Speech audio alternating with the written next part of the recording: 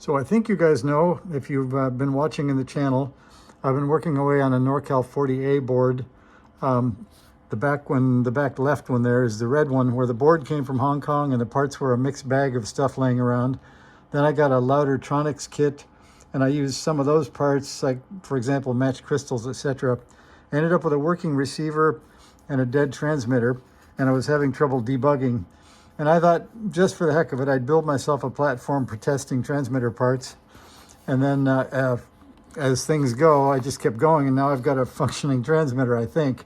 So I've tested the VFO, and I've tested the transmit mixer, and recently this other new sort of green stuff popped in, so I've got the rest of the transmit chain in. I did actually wind L7 and L8, and I built myself a little 50 ohm load here that's hanging off the back. I got tired before testing the red one of hitting the key with my elbow while trying to adjust the scope. So this is my new key, and you see that's much easier to operate. So I can flip on the transmit when I'm ready, and we can go through this and see if we can find out if we have a functioning transmitter. So I've already probed this. I know that coming out of the transmit mixer, we have a signal, and it's actually kind of interesting to look at that signal, because it is a mix, as you would expect of a mixer, of the 2 megahertz VFO and the IF frequency, which is 4.9. So we will see if we can get this to sync.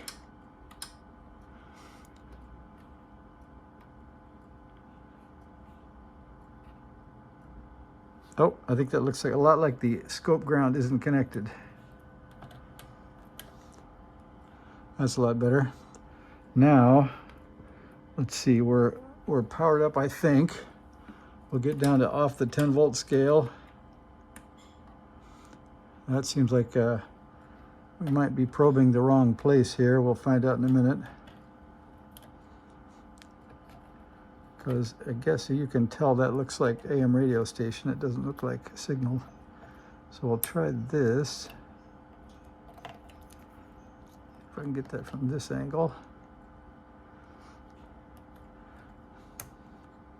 Oh, there we go. Once we turn on the transmit, we're in good shape.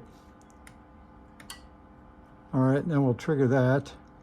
So you can see that it's an ugly sine wave because it's got components of both the 4.9 and the 2 in there. And I guess if we run these across, maybe something, what would we try to figure out here? First of all, let me tune this crystal so we can clean up the oscillator on the transmit mixer. Let's see how that looks. So it looks like it sort of peaks there. We'll call that good. I'm not going to go probe that to see. And then let's see, if we find something that looks fairly periodic, we can measure that and see what the frequency components look like. Let's go between the high peaks. I don't think my VFO is at 2.4 megahertz. Let's see what these two peaks look like.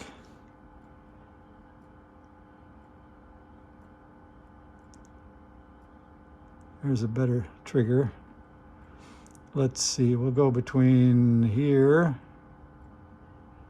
and here. That's about 2.4. Although I haven't checked the VFO frequency lately. That says 2.4.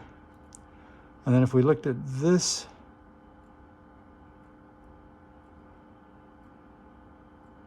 yeah, it's pretty hard to pick out which harmonic is which, isn't it? Anyway, so we have a working transmit mixer. That's the signal coming out here. Now we expect it to go through, filter out only the 7 megahertz and show up on R11 if we're lucky. So here's R11. And we'll see what we can see there.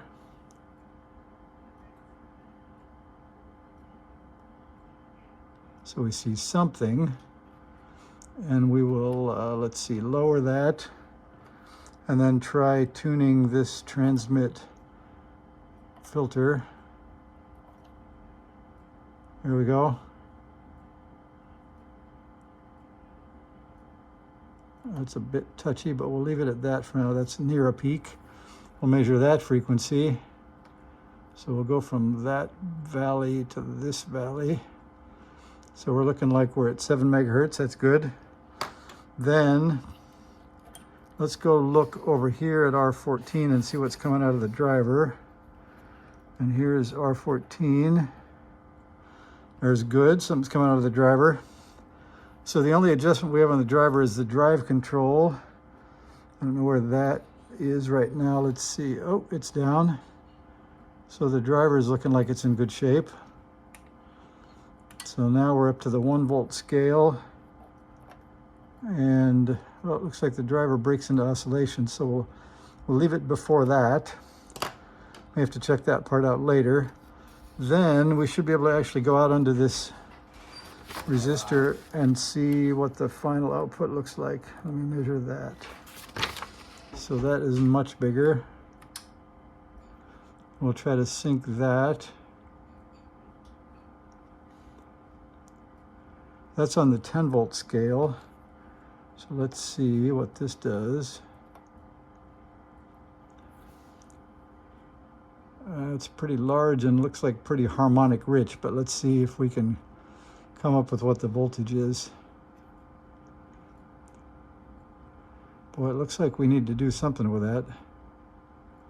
Looks like there's some signal on top of it. I think that was my scope probe ground coming off. Sorry about that. Okay, that looks much better. And I better not stay at this too long. This is a 10, 20, 30, 40, what? 44 volts peak to peak. So let's not do that too long to the output transistor. Then we will use the patented Henn-Summers method of, okay, we're going to get to the calculator. We're going to say 44 squared divided by 400. That's not very good. 44 squared, not cubed, divided by 400. That's 4.8 watts of power coming out of our final output. So I think we have success. I have no idea what was wrong with the other one, but this gives me an exact copy of a NC40A transmit. And you can see if I zoom in, sorry about that, that the board is populated with only transmit and VFO parts, except for some few random capacitors around in here, which I happened to find in the box when I was building it. So that's the crystal filter capacitors. So there's a few other random pieces, but mostly that's all just transmit and VFO. So now I've got some reference voltages. I'll put the red one back on the bench and we'll see where the transmit chain blew up on the other one. And if needed, now I've got parts I can swap between the two. So thanks for watching. See ya.